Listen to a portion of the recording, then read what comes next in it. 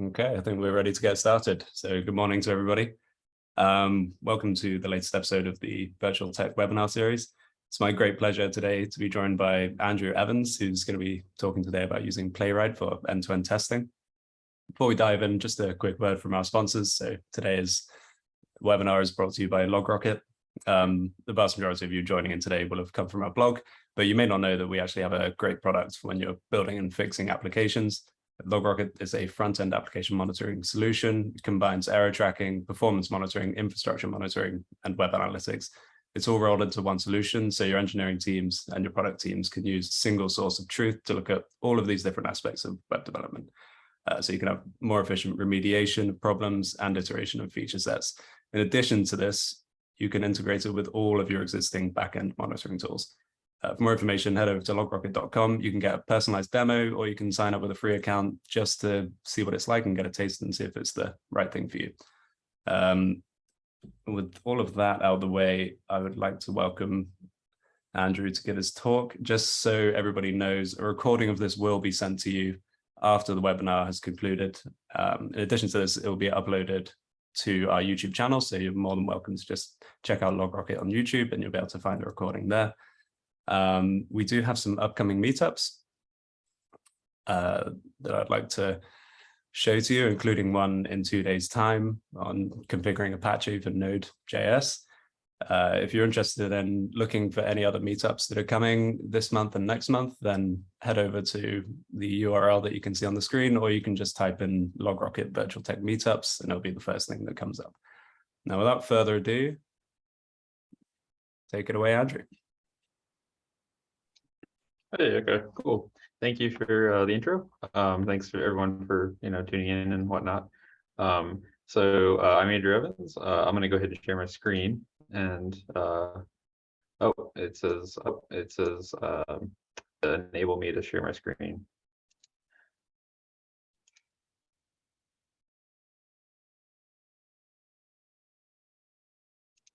Oh, there we go. Okay, I can do it now. Cool. All right, so let me just get the screen going here. So to desktop, share. Okay, cool. So I'm assuming everybody can see my screen. Check, everybody. Okay, I'm assuming you'd say no if not. Oh, good, all good. Okay, cool. So yeah, Playwright. So I've got like kind of a little slide deck that I'm gonna kind of roll through to introduce it as a small additional note.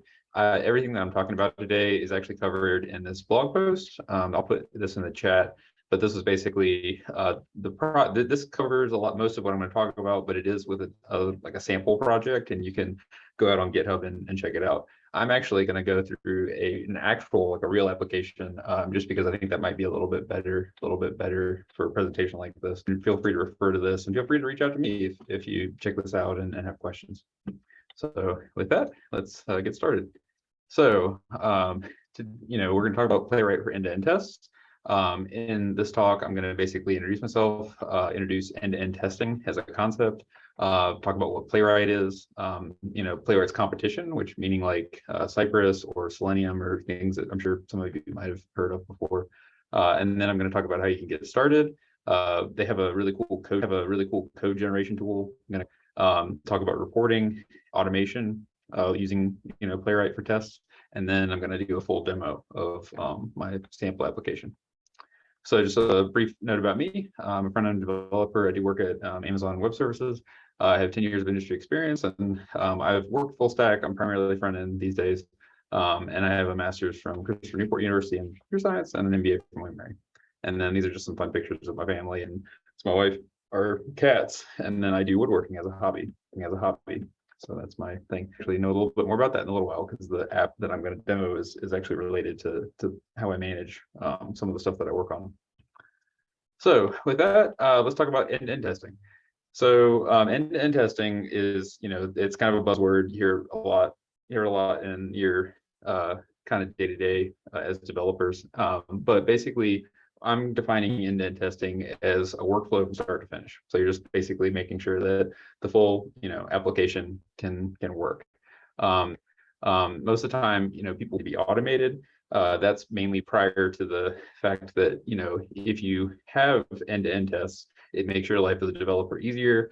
You can quickly test to make sure that, things that you've done don't break or break, like new things that you've done don't break old code and that kind of thing. It also gives you kind of a health check for your app. So if you have kind of a rigorous test suite, you're able to, whenever you do a deployment or you do a release, you can see the status of your project, and you can, plug it into the pipeline pretty. And then the other thing is that, we always have stakeholders. So you have, product managers, you might have a manager of your team. They want to see, how your app is doing. So that's what basically, screenshots, videos, reports, all of that comes out of Playwright as a tool, and also like as end-to-end testing.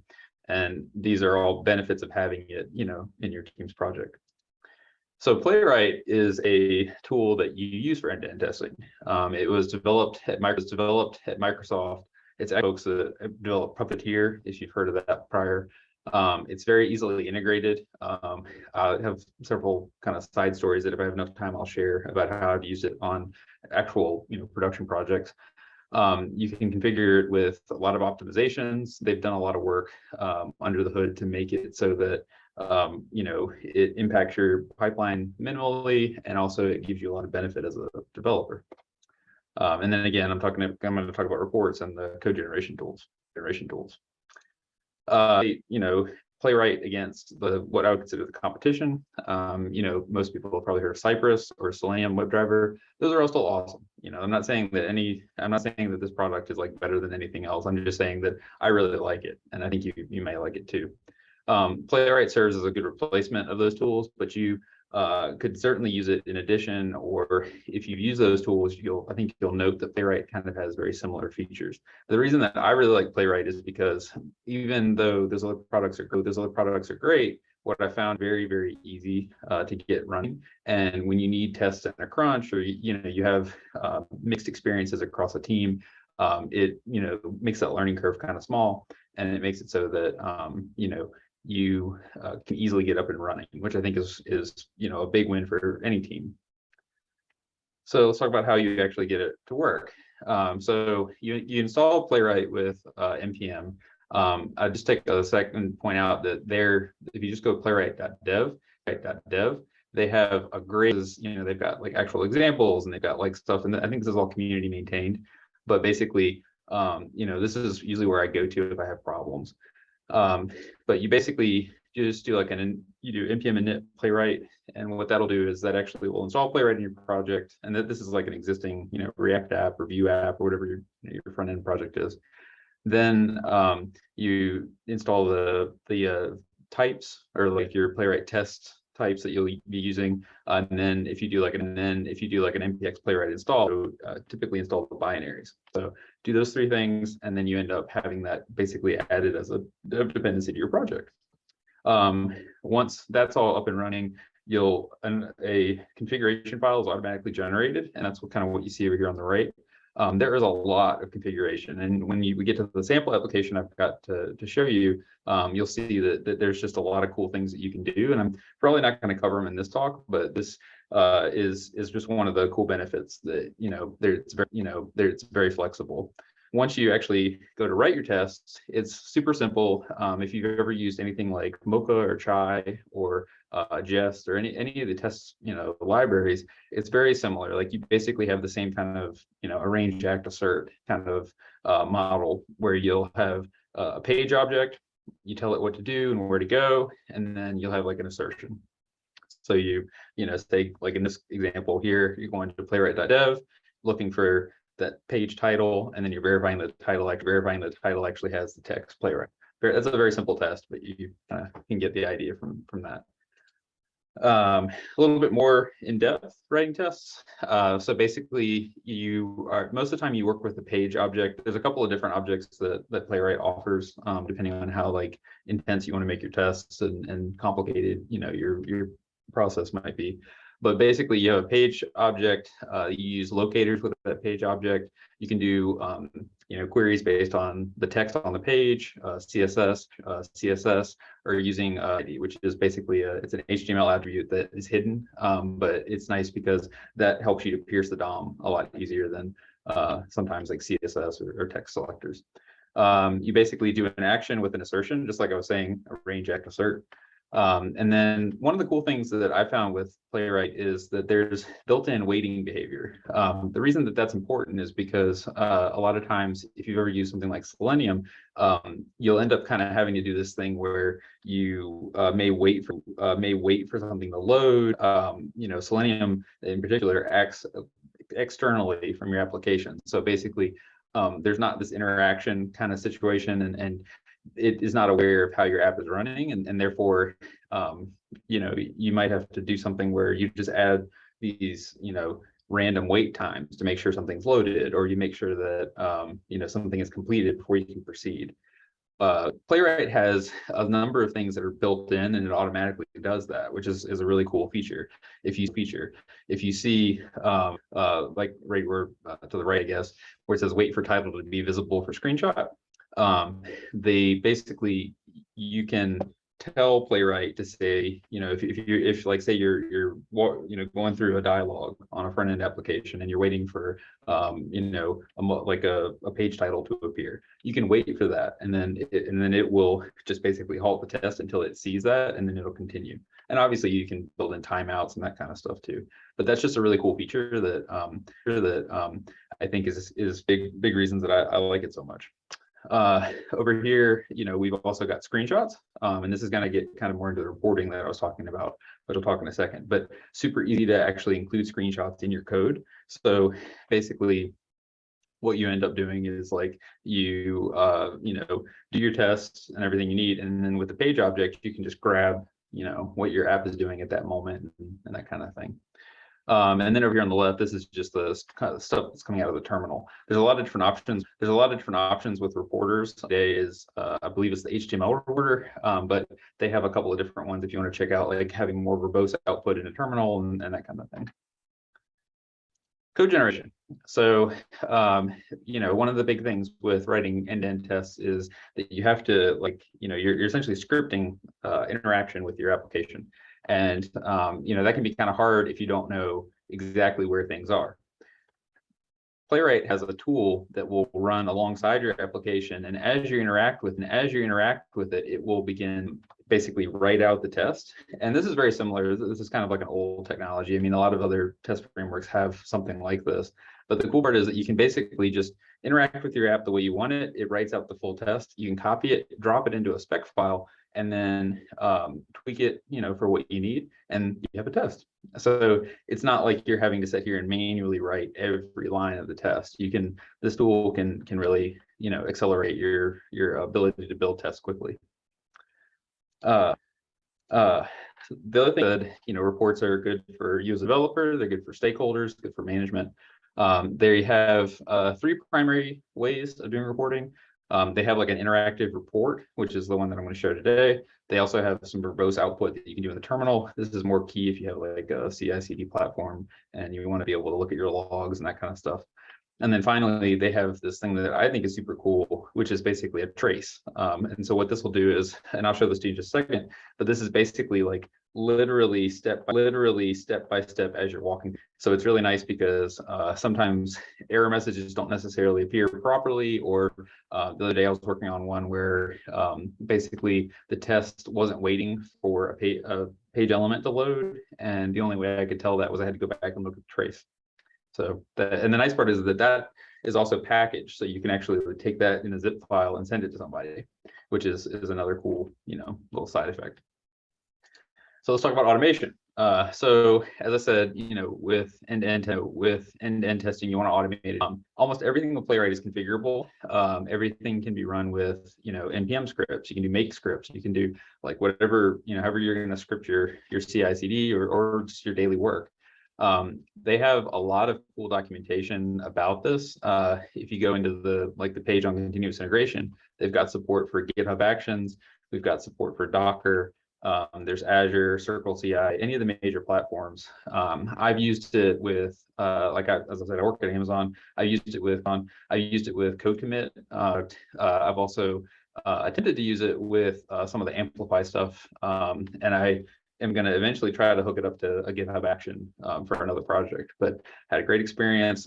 They have a Docker image specific, because this is a Microsoft product. So you can pull down this image, and all the libraries are all pre-configured, and you can get up and running really quick without having to do the standard process where normally if you're going to use a container, you would have to basically provision the container and do all that stuff. And this, for the most part, has all that taken care of. You might have to do a few things, but it's pretty easy to work with and pretty easy to follow.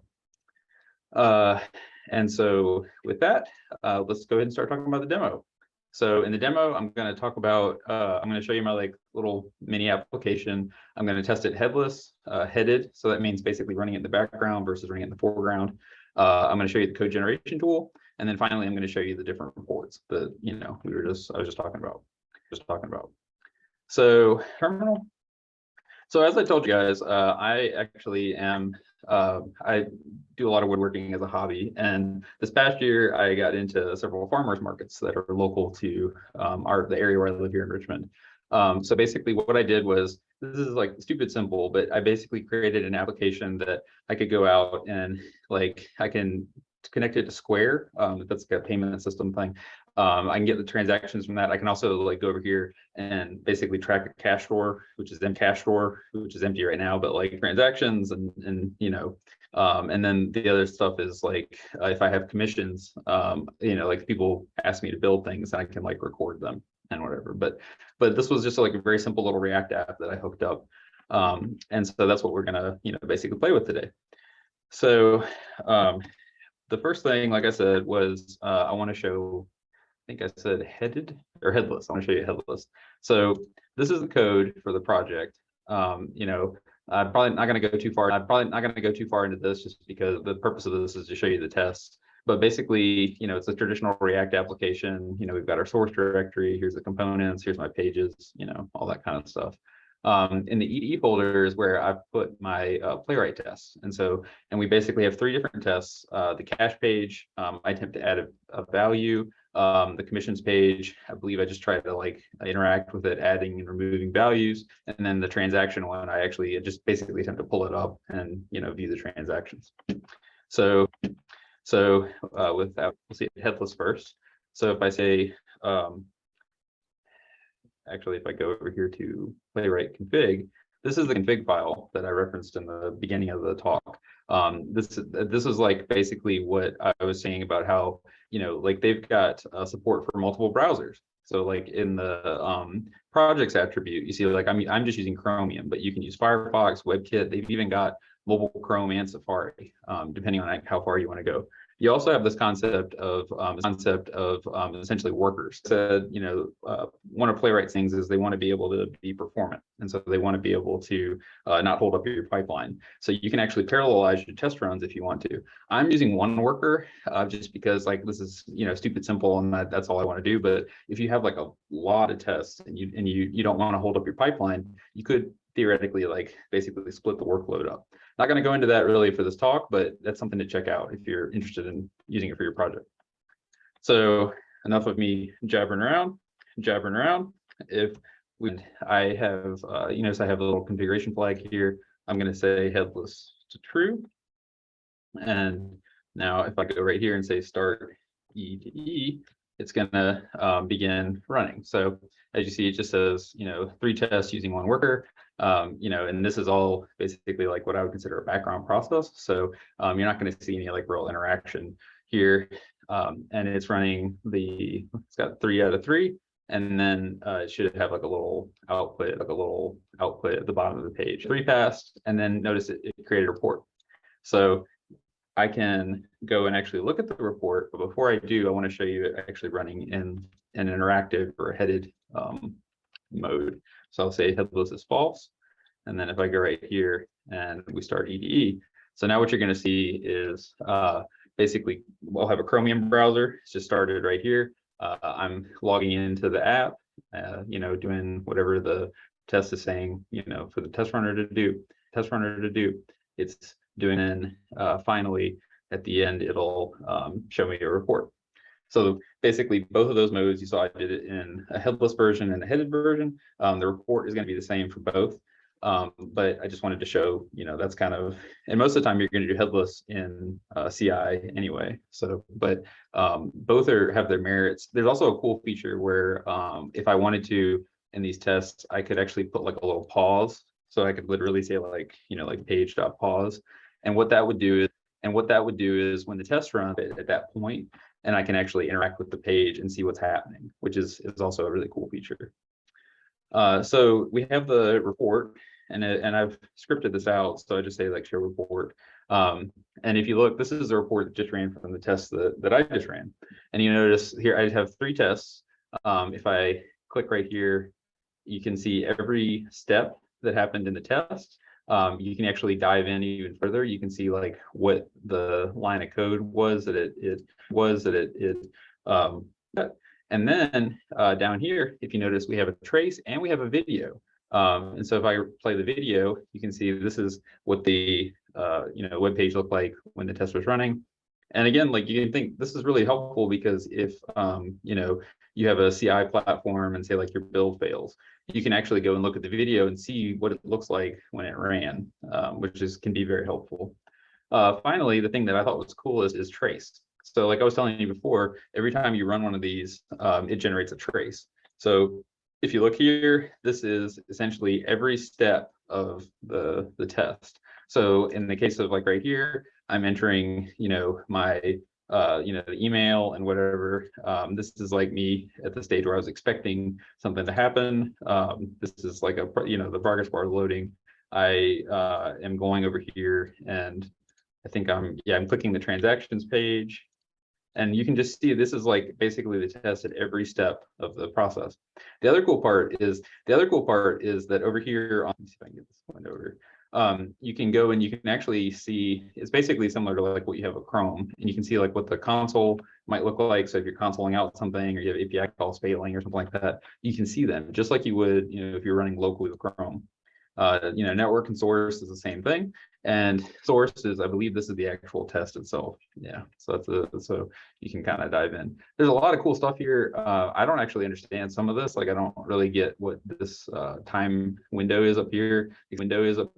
Except for that, I guess it's like time travel-y kind of thing where you can like show and stop at certain points. But anyway, this is all a zip file, and if you want to, you can actually share that with other people, which is super cool. So with that, so that's the report. Now let me show you the code gen tool. So far I've showed you tests actually running. I've showed you the tests that were written for the application.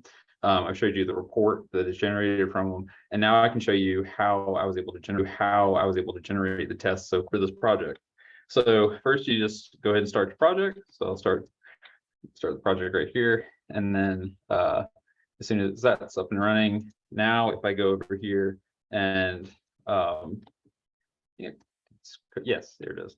So basically in I've created package JSON scripts for all this work, but basically, you have, if you just use the Playwright CLI, and this all comes with once you've installed it in the project and whatever. But if you just say npx playwright code gen and then give it a location for it to open, it'll do the same thing. I just scripted it out for the sake of ease for this talk. So basically I have the emulated Chrome browser here, and then I have a Google, which I'm going to close. There we are. And then I have essentially this little, test window. And the cool part is that like, if you see here, and you can say like Andrew at Gmail, and what it's doing is like, you notice I'm clicking, and as I clicked, the test picked up that I clicked, and then I can like type in like password, and you can see where this can go. And basically at the end of the day, what you end up coming out of that is you basically have something like this, which is a pretty large like spec file. The other thing that's cool with this is that you can use environment variables. So I have like an environment file that comes in, and so I can load in my username and password. Don't have to check that into the source control, which is really helpful. The other thing is like I was talking about with the automatic weighting. This is just another example. So this is the one I was showing before, visible screenshot. We've also got I think that's all. These tests are very simple, so I don't think there's a whole lot there. But anyway, so beyond that, as I said, in the beginning, they have a really great wiki to be able to go and check out a lot of the features and get up and running very quickly. I guess I could say like 2 or 3 things really fast. So one, I've used this for both production projects and like personal projects. It's very easy to integrate with like pipelines and that kind of stuff. On the production side, it was really cool because basically, and I kind of allude to this in this example, but what we did was we actually tried to essentially group like actions and reusable pieces into code. So like we have like a login action. So this is basically the process to log in. So you could just drop that like a call to this little function in your test, and then it would it makes your code more dry, like you're not repeating yourself and that kind of thing. The other thing was that we've used it for like I said, I use it in code commit or code pipeline, which is those are AWS products, but very easy to get set up there as well. And then again, like having the Docker container for Microsoft makes a lot of that easier if you're able to do that or have access to custom containers and that kind of thing. So with that, I think that's pretty much it. And so I'll just go ahead and open it up for questions if anybody wants to ask anything.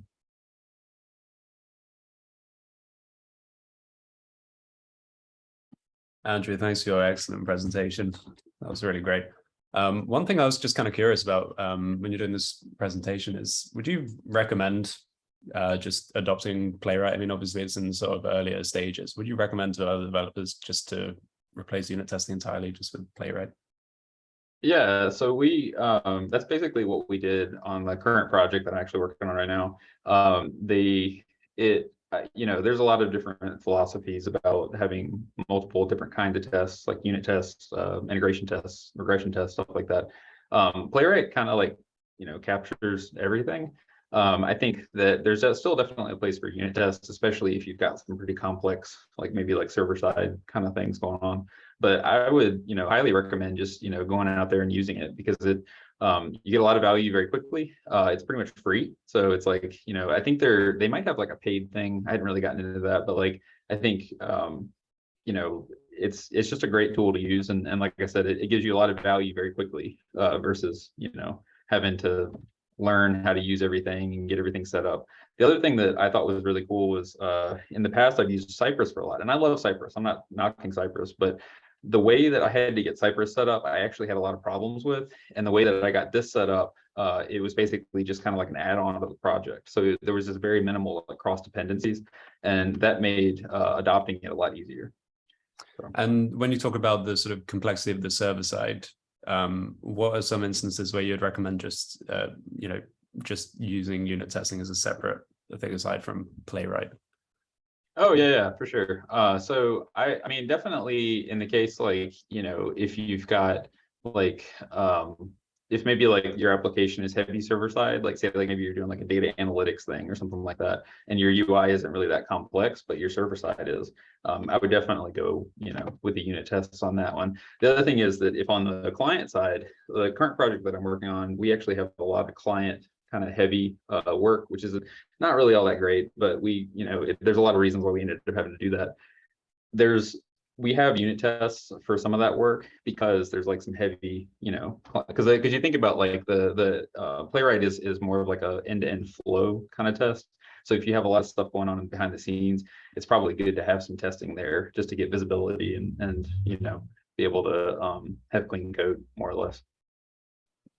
And when it just comes to the approach that Playwright takes to its end-to-end testing, how is it, is it sort of leading the way, or is this old news in terms of the sort of plug and play element of it? Yeah, I mean, I first learned about Playwright, I guess it was about 8 months ago. I think it's been around for 2 years, maybe longer. But I was pretty new to it, this year, And I think they're leading the way. I mean, I certainly like I said, like, I mean, you know, I've used a lot of different stuff all the way back to like, you know, back I used to do Java work, so it was like JUnit and stuff like that. Then you know, you got over into like front end stuff and you had like Jest, and then, you know, did like the React testing library, and then, you know, you have Selenium and you have Cypress and you have all these other ones. This product by itself, I think, is just very kind of forward thinking. And again, like there's a lot of benefit without a lot of need to, you know, it's very, a lot of things are automatic, which makes it, you know, very helpful. Okay, cool. I think that's everything covered for today.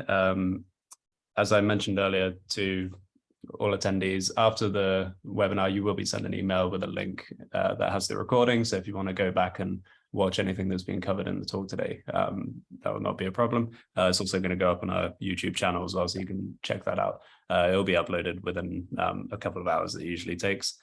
If there are any links or topics of interest that Andrew feels he would like to share with you, those will also be included in the post-webinar email. But Andrew, I'd just like to thank you once again for coming on and delivering your presentation. And I hope that you'll do something for us in the future again. Sure, absolutely. Thanks for having me. This has been great. I was going to tell you, here's my let me get the blog post and I'll drop it in the chat real quick. There you go. So that's the post I was talking about that has a sample project, if anybody's interested. Okay, cool. But yeah. So we'll include a link to that in the email and make sure that everyone has all the info they need to chase up on things. Cool. So thank you very much, everybody, and take care. Goodbye. Bye, everybody.